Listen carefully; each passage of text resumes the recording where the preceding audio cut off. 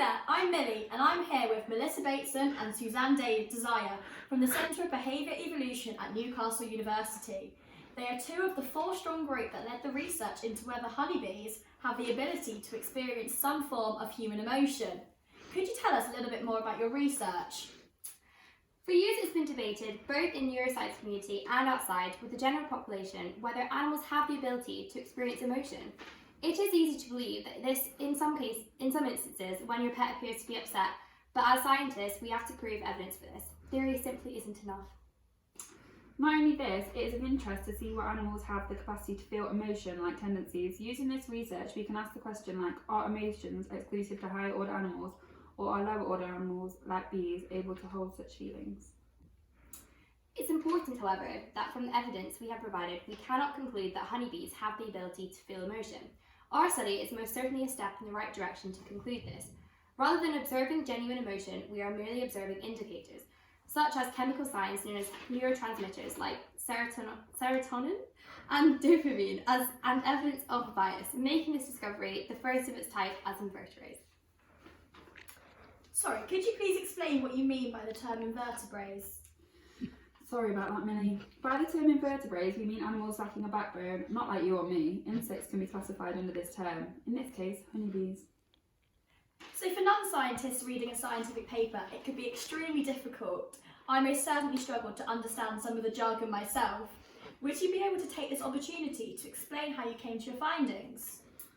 I couldn't agree more. Decoding a journal article can be incredibly complicated. In our research, we took a group of honeybees and exposed them to two mixtures, one representing a reward of high value and another lesser so.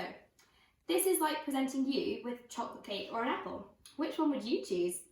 It would most certainly be the chocolate cake. This is the same sensations the bees experience. The bees were trained that when one smell was presented to them, there was a food of higher reward associated with it.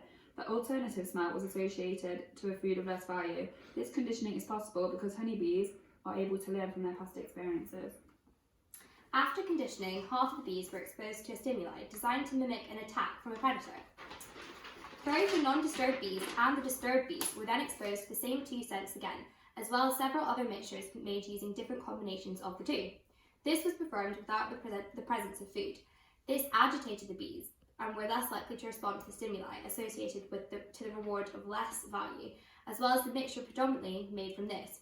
This shows that the bees demonstrated a negative or pessimistic bias, a feature that is common in both human and animal emotion.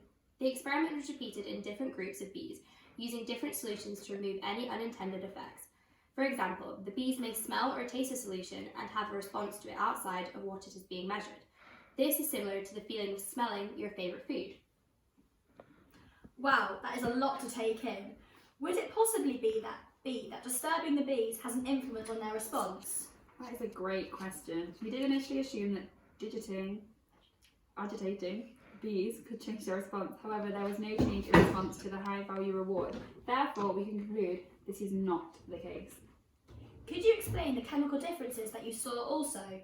Following the stimuli designed to mimic predatory attack, we also tested the level of neurotransmitter in the stimulated and non-stimulated honeybee. Again, 4 significant difference was seen in the levels of serotonin, or hormone linked to happiness, and dopamine linked to reward. This further indicated that there is a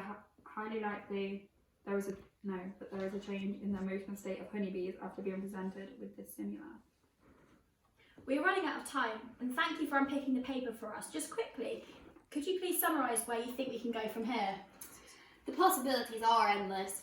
The research group will most certainly be looking into how we can apply the responses in the wild and in the lab, as well as exploring what other invertebrates, if any, have this cognitive ability. Well, thank you both for your time, we really appreciate it. If you like this video, make sure to like, share and subscribe to keep up to date with all the scientific news.